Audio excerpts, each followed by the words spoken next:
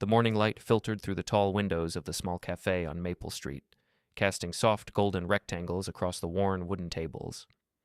Outside, the first breath of autumn had begun to touch the edges of the leaves, turning them gentle shades of amber and rust.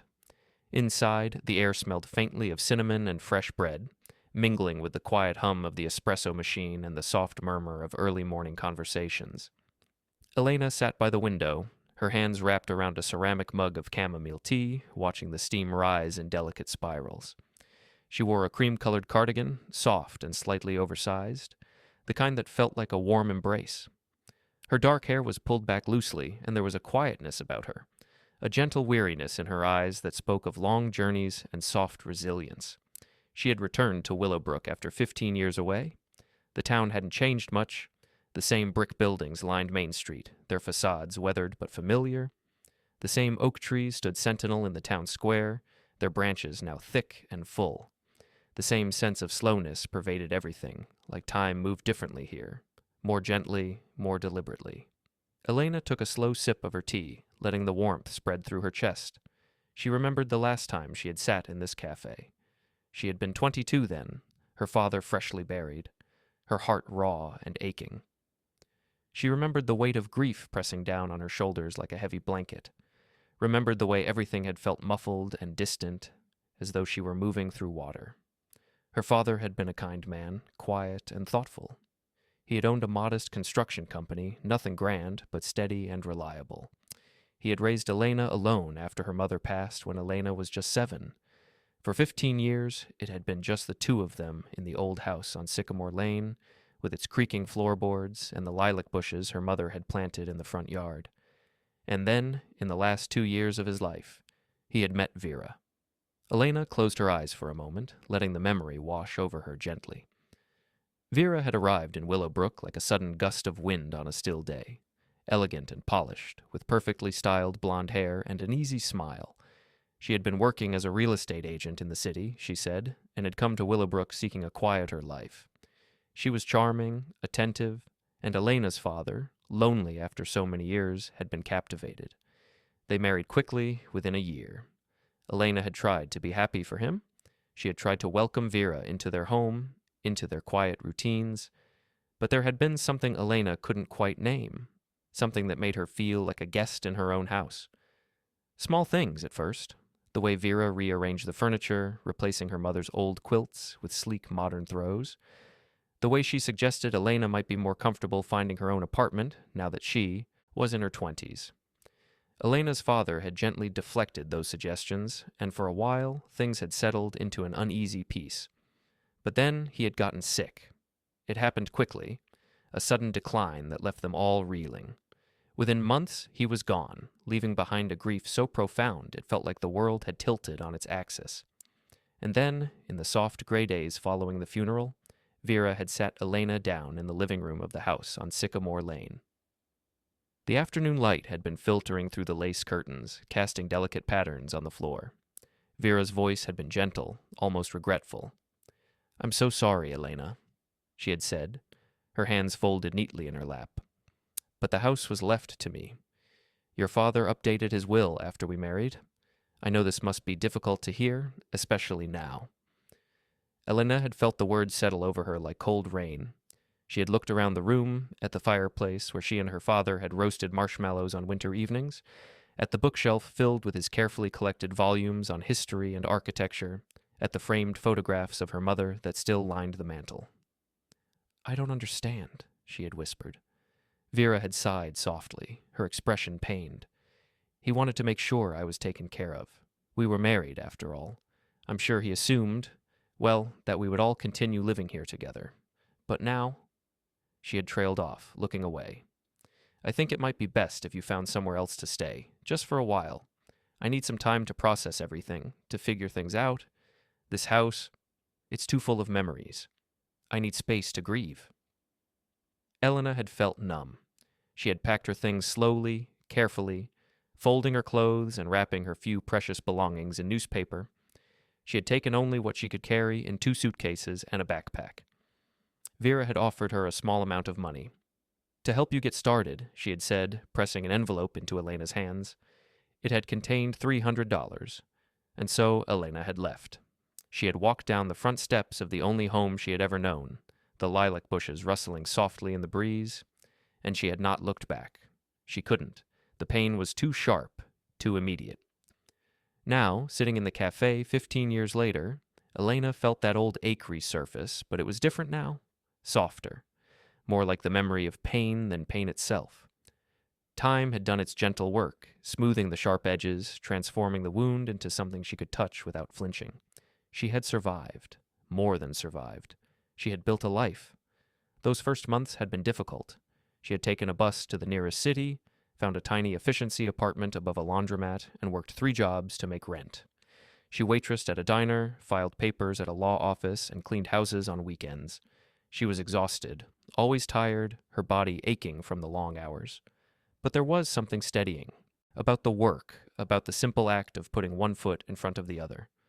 At night, in her small apartment with its thin walls and flickering overhead light, she would sit at the second-hand table she had found on the sidewalk and sketch. She had always loved drawing, had always found solace in the act of putting pencil to paper. Her father had encouraged it, had bought her sketchbooks and good pencils, had praised her careful lines and shading. Now, alone in the city, she began to sketch buildings, not the grand monuments or famous structures, but the ordinary places people passed without noticing. The corner convenience store with its faded awning, the old brick apartment building with its fire escape zigzagging down the facade, the bus shelter with its chipped paint and posted schedules. She would walk through the city on her days off, observing, noticing, sketching. She paid attention to the way light fell across different surfaces, the way materials weathered and aged, the way people interacted with spaces. She began to think about design, about function and beauty, about creating places that felt safe and welcoming. Almost without planning to, she enrolled in night classes at the community college, architecture and design. She worked during the day and studied at night, her eyes burning with tiredness, her hands cramped from drawing. But there was a hunger in her, a quiet determination. She wanted to create something, to build something that would last. The years unfolded slowly. She transferred to a university, earned her degree, landed an internship at a small architecture firm. She was good at it, better than good. She had an eye for detail, a sensitivity to space and light that her professors praised. More than that, she cared. She cared about making spaces that felt like home, that offered comfort and peace. Her specialty became residential design, particularly restoration and renovation of older homes. She loved taking something worn and neglected and bringing it back to life, preserving its character while making it functional and beautiful. She listened carefully to her clients, understanding not just what they said they wanted, but what they needed, what would bring them joy and comfort. Slowly, her reputation grew. Clients sought her out specifically. Her projects were featured in design magazines. She opened her own firm, hired a small team of talented designers who shared her vision. And through it all, through the long nights and the challenging projects and the slow, steady climb, she thought often of that house on Sycamore Lane, with its creaking floorboards and its lilac bushes and its rooms full of memories. She had always imagined, in some distant corner of her mind, that she might return someday, not with anger or bitterness, but with a quiet sense of completion. She wanted to see it again, to walk through those rooms, to understand how something that had once caused her such pain had also shaped who she had become. And now, here she was. The cafe door chimed softly, and Elena looked up to see an older woman entering, her silver hair pulled back in a neat bun. She ordered a coffee and a muffin, and as she waited, her eyes fell on Elena. There was a moment of recognition, a slight widening of the eyes, and then she was approaching. "Elena? Elena Morrison?" Elena smiled gently. "Yes. Hello, Mrs. Fletcher." Mrs. Fletcher had been their neighbor on Sycamore Lane, a kind woman who had brought casseroles after Elena's mother died, and had always had a warm word when they passed on the street. "Oh my goodness," Mrs. Fletcher said, her hand going to her chest. "I can't believe it. You've come back, after all these years." She pulled out the chair across from Elena, sitting down with a soft exhale. "How are you, dear? We've all wondered about you, worried about you." "I'm well," Elena said softly. "Thank you for asking. I'm sorry I didn't keep in touch." Mrs. Fletcher waved a hand dismissively. Don't apologize. You had your reasons, I'm sure. Those were difficult times. She paused, her eyes kind and curious. Are you visiting? Or... I'm not sure yet, Elena said honestly. I wanted to see the town again. It's been a long time. Mrs. Fletcher nodded slowly. Things have changed some, but not too much. You know how Willowbrook is. Slow and steady. She hesitated, then added gently, The house on Sycamore Lane, your father's house, it's been empty for a while now. Elena's heart gave a small, soft flutter. Empty? Yes. Vera moved away. Oh, must be 7 or 8 years ago now. She tried to sell it, but... Mrs. Fletcher shook her head. The market wasn't great, and the house needed work. It's been sitting there since. The yard's overgrown, the paint's peeling. It makes me sad to see it like that, knowing how your father kept it so nice.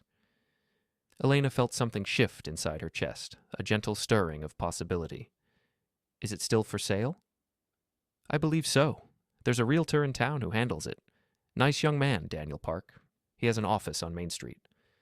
Mrs. Fletcher leaned forward slightly, her voice warm. You know, I always hoped you might come back someday. This town wasn't the same without you. Your father would be proud of you, wherever you are now. I can see it in your eyes. You've done well for yourself. Elena felt tears prick at her eyes, but they were gentle tears, soft and healing. Thank you, she whispered. That means more than you know. They talked for a while longer, Mrs. Fletcher filling her in on the gentle happenings of the town. Who had married, who had moved away, which businesses had closed and which had opened. It was soothing, this catching up, this reconnection to the rhythms of a place she had once known so well. When Mrs. Fletcher finally left, Elena sat for a long moment, staring into her now cool tea.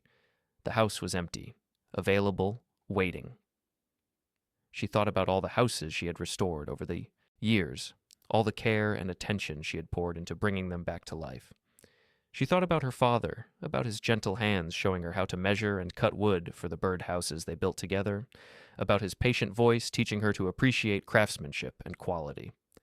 Slowly, Elena pulled out her phone and searched for Daniel Park's real estate office. The afternoon sun was casting long, lazy shadows across Main Street when Elena pushed open the door to Park Realty. The office was small and tidy, with large windows and plants on every available surface. A young man looked up from his desk, his expression brightening into a welcoming smile. Hello, how can I help you today? Hi, Elena said, her voice soft but clear.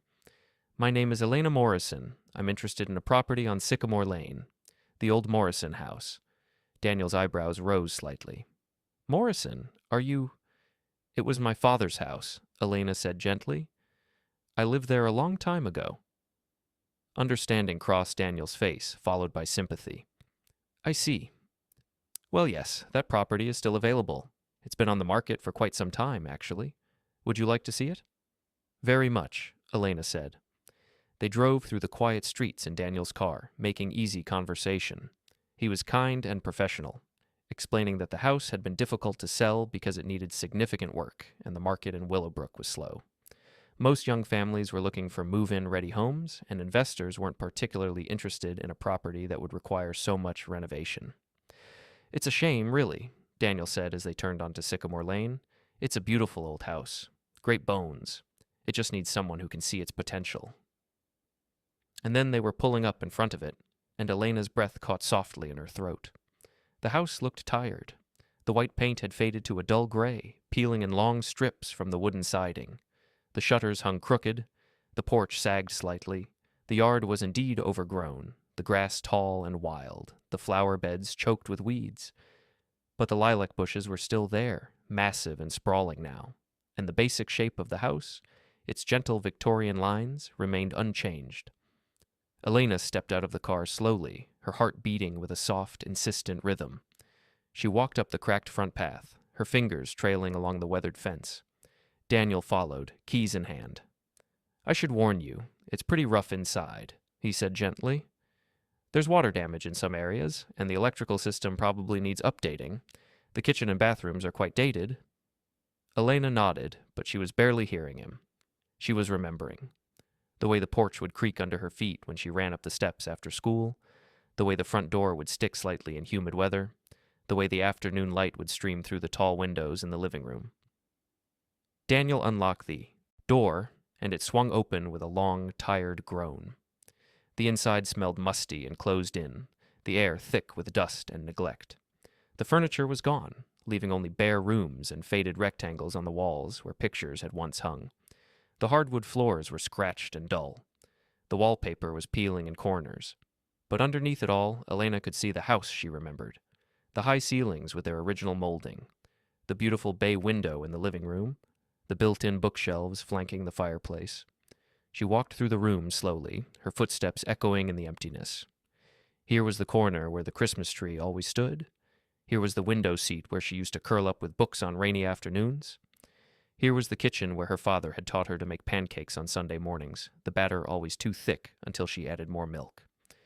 She climbed the stairs, her hand on the smooth wooden banister, and walked down the hallway to what had been her bedroom. It was small and plain now, just 4 walls and a window, but she could see it as it had been. The twin bed with its patchwork quilt, the desk where she had done her homework, the bulletin board covered with drawings and photos and concert tickets. Daniel waited patiently downstairs, giving her space to explore, to remember. When Elena finally came back down, there were tears on her cheeks, but she was smiling softly. "It needs a lot of work," Daniel said gently. "I know," Elena said, "but it's beautiful. It's perfect." He looked at her with kind understanding. "Would you like me to draw up the paperwork?" "Yes," Elena said. "Yes, please." The process took several weeks, but it moved forward with the gentle inevitability of water finding its course. Elena made an offer, slightly above asking price, with the intention of paying in cash. Daniel handled everything professionally, and if he was surprised by Elena's financial position, he didn't show it. The day the house officially became hers, Elena stood on the front porch with the keys in her hand, feeling the weight of them, the solidity. She unlocked the door and stepped inside, and this time the mustiness didn't bother her. This time she saw not what was, but what would be. She had already begun making plans. She would restore the house carefully, lovingly, preserving everything original that could be saved. The hardwood floors would be refinished until they glowed. The walls would be repaired and painted in soft, warm colors. The kitchen would be updated, but kept sympathetic to the house's era. The bathrooms would be renovated with vintage-style fixtures. The porch would be rebuilt, solid and welcoming. The yard would be tended, the flower beds cleared and replanted. She hired a local contractor, a thoughtful man named Robert, who appreciated old houses and understood the importance of doing things right. They walked through together, making notes, discussing options, talking about timelines and materials. "This is going to be beautiful," Robert said, his eyes bright with enthusiasm. "You can tell this house was loved once. It wants to be loved again." Elena smiled. "Yes," she said softly. "It does." The work began in early October, as the leaves turned gold and crimson and the air grew crisp and cool. Elena rented a small apartment in town so she could be close to the project, visiting the house every day to check on progress, to make decisions, to watch as it slowly came back to life. She was there so often that the neighbors began to recognize her, began to wave and stop to chat. Word spread, as it does in small towns, about who she was and what she was doing. The girl who had left with nothing had returned successful and was restoring her father's house. Mrs. Fletcher stopped by one afternoon with fresh cookies, her eyes shining with approval. "Your father would be so proud," she said again, pressing Elena's hand warmly. Others came too, people who remembered her father, who remembered Elena as a quiet, kind girl. They shared their memories gently, like gifts, how her father had helped rebuild their fence after a storm, how he had always hired local workers for his company, how he had been fair and honest in all his dealings. Elena listened to these stories with gratitude, collecting them like treasures. They filled in pieces of her father's life that she hadn't known, showed her how he had moved through the world with quiet integrity. The work on the house progressed steadily through the fall and into winter. The exterior was repainted a soft cream color with dark green shutters. The porch was rebuilt, wide and welcoming. The yard was cleared and landscaped, the lilac bushes carefully pruned and shaped. Inside, the old plaster was repaired, the floors refinished, the fixtures updated. Elena was involved in every decision, but she was careful not to impose her professional designer aesthetic too heavily. This was her father's house, her childhood home. It needed to feel like itself, just refreshed and renewed. She salvaged what she could. The original light fixtures, once cleaned and rewired, were beautiful. The built-in bookshelves just needed refinishing. The mantel, once sanded and restained, revealed gorgeous tiger oak grain. The clawfoot tub in the upstairs bathroom, once re-enameled, was a stunning centerpiece. December arrived with the first soft snowfall, and the house was beginning to look like itself again. Elena walked through the rooms in the quiet evenings when the workers had gone home and felt a deep sense of peace settling over her.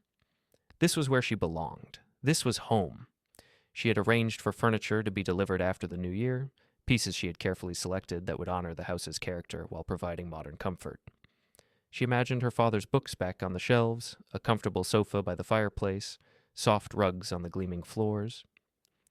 It was during one of these quiet evening walks through the house that she heard a soft knock on the front door. Elena opened it to find a woman standing on the porch, wrapped in a long coat, her blonde hair now streaked with gray. For a moment, Elena didn't recognize her, and then she did. Vera. She looked older, tired. There were deep lines around her eyes and mouth, and her shoulders seemed to curl inward slightly, as though she were trying to make herself smaller. "Elena," she said, her voice barely above a whisper. I heard you were back, that you bought the house." Elena stood very still, feeling her heart beat steadily in her chest. But there was no surge of anger, no sharp spike of old pain, just a gentle, quiet curiosity. "Hello, Vera," she said softly. Vera's eyes were shining with unshed tears. Could I come in? Just for a moment? I won't stay long. I need to talk to you." Elena hesitated only briefly, then stepped aside. Of course. They sat in the living room on the new window seat Elena had built, looking out at the snow-dusted street. For a long moment, neither of them spoke. The silence was not uncomfortable, just thoughtful, waiting. Finally, Vera spoke, her voice thick with emotion. "I owe you an apology. More than an apology. I owe you the truth, and I owe you amends that I can never fully make." Elena remained quiet, letting her continue. "When I married your father," Vera said slowly, I was not honest about who I was or why I was here. I was running from debts, from mistakes I'd made in the city. Your father was kind and stable and offered me safety. I did care for him, Elena, I truly did. But I also manipulated the situation for my own benefit." She paused, her hands twisting in her lap. "I convinced him to change his will. I told him it was normal, what married couples did. I made him believe you would be fine, that you were young and capable and would build your own life. I told him I would take care of you if anything happened, and then, when he died, I was scared. I was overwhelmed, and I was selfish." Tears were sliding down her cheeks now. "I told myself I needed the house, that I deserved it after everything I'd been through in my life. But the truth is, I took advantage of a grieving girl who had just lost her father. I took your home, I took your security, I sent you away with almost nothing." Elena felt her own eyes filling with tears, but they were gentle tears, tears of release. "I tried to sell the house," Vera continued, "but I couldn't. Every buyer fell through. It was like the universe was telling me it wasn't mine to sell. And over the years, the guilt ate at me. I couldn't stay here, couldn't live with what I'd done. So I left. I moved away, but I couldn't move away from the guilt." She looked directly at Elena now, her expression raw and vulnerable. "When I heard you had come back, that you had bought the house, I felt relieved. Like finally something was being set right. You should have had this house all along, Elena. It was always yours, and I am so, so sorry for what I did." Elena sat quietly for a moment, letting the words settle. She thought about the young woman she had been, walking away from this house with 2 suitcases and $300. She thought about the long, difficult years that followed, the struggles and the loneliness and the slow, determined climb. "Those years were hard," Elena said softly. "I was lost and hurt and angry for a long time. But Vera, those years also made me who I am. They taught me resilience and determination. They led me to my work, my purpose. I became an architect because I lost this house. I learned to create homes for others because mine was taken from me. She turned to look at Vera fully. I'm not saying what you did was right. It wasn't. It was deeply hurtful and unfair. But I also learned that carrying anger is exhausting. And what I've come to understand is that hurt people hurt people. You were struggling too, in your own way. Vera was crying openly now, her shoulders shaking. I don't deserve your forgiveness. Maybe not, Elena said gently. But I'm giving it anyway, not for you, Vera. For me. Because I want to live in this house with peace, not with bitterness. I want to honor my father's memory by moving forward with grace. She reached out and gently touched Vera's hand. I forgive you, and I hope you can forgive yourself. They sat together for a while longer, the snow falling softly outside, covering the world in quiet white. When Vera finally left, there was something lighter about her, as though a great weight had been lifted. Elena closed the door behind her and stood in the hallway, feeling the house around her, solid and warm. She felt her father's presence there, gentle and approving. She felt her own strength, earned through years of struggle and growth. She was home. The winter passed in a soft succession of quiet days. Elena moved into the house in February when the restoration was complete.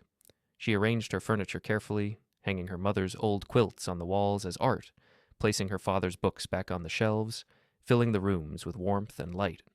She set up a small office in what had been the spare bedroom, planning to work remotely and take on select projects. But more than that, she wanted to be part of Willowbrook again, to put down roots, to build a life here.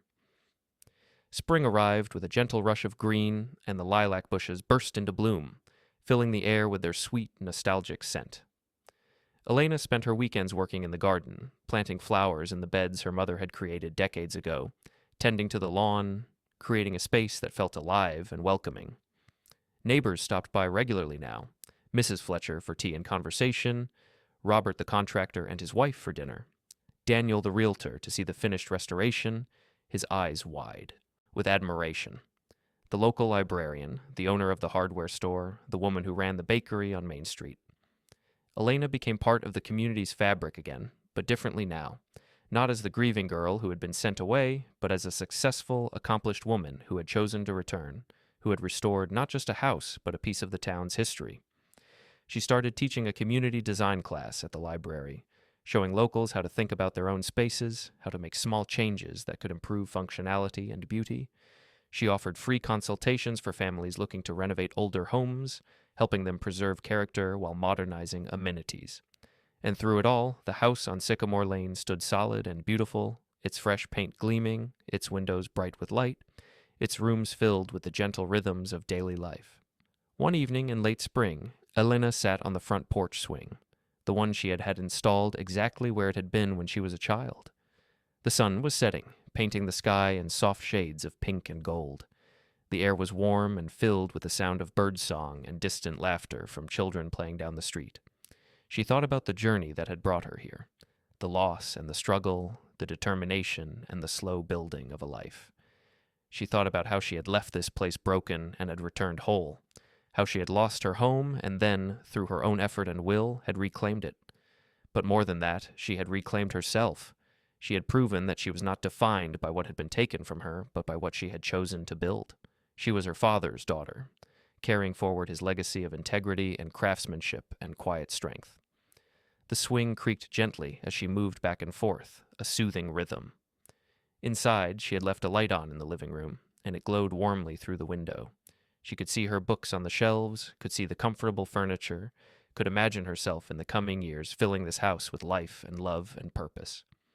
A car drove slowly past, and the driver waved. Elena waved back, smiling. She belonged here. She had always belonged here. As the stars began to emerge in the darkening sky, Elena closed her eyes and let herself simply be. The gentle crack of the swing, the soft rustle of leaves, the distant sound of someone practicing piano, all of it washed over her in a wave of profound contentment. She had come home, not just to a house, but to herself, and in that returning she had found not revenge or triumph, but something far more valuable: peace. The house had waited for her, patient and enduring. The town had welcomed her back with open arms, and she, through her own strength and grace, had transformed loss into purpose, pain into growth, endings into new beginnings. As the last light faded from the sky and the first stars shone bright and steady above, Elena opened her eyes and looked at her home, this beautiful old house that had been lost and was now found, that had been neglected and was now restored, that had been empty and was now filled with light and warmth and the quiet promise of all the gentle days to come. She breathed deeply, feeling the cool evening air fill her lungs, feeling the solid wood of the swing beneath her, feeling the profound rightness of this moment. She had walked a long road to get here. She had carried grief and loss and disappointment, and she had transformed them slowly and patiently into wisdom and strength and compassion. And now, finally, she could rest. The journey was not over, of course. There would be more days of work, more challenges, more moments of doubt and difficulty. But there would also be morning coffee in the sunny kitchen, walks through the blooming garden, quiet evenings by the fireplace, conversations with neighbors and friends, the slow and satisfying work of creating beauty and comfort in the world. Elena stood slowly, stretching, feeling the pleasant tiredness in her muscles. She walked to the front door, pausing to run her hand along the smooth railing, feeling the solid craftsmanship beneath her palm. Her father had helped build this railing when she was 10, and she had watched him work, handing him nails and asking endless questions. Inside, she moved through the rooms with quiet contentment, turning off lights, checking windows, settling the house for the night.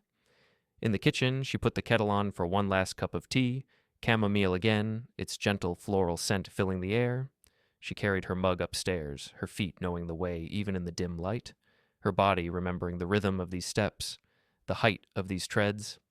In her bedroom, she had created a sanctuary, soft white curtains that filtered the streetlight into gentle luminescence, a comfortable bed with layers of quilts and pillows, a small reading chair by the window, photographs on the dresser, her parents, young and smiling, herself and her father on her college graduation day, recent photos of the house during restoration.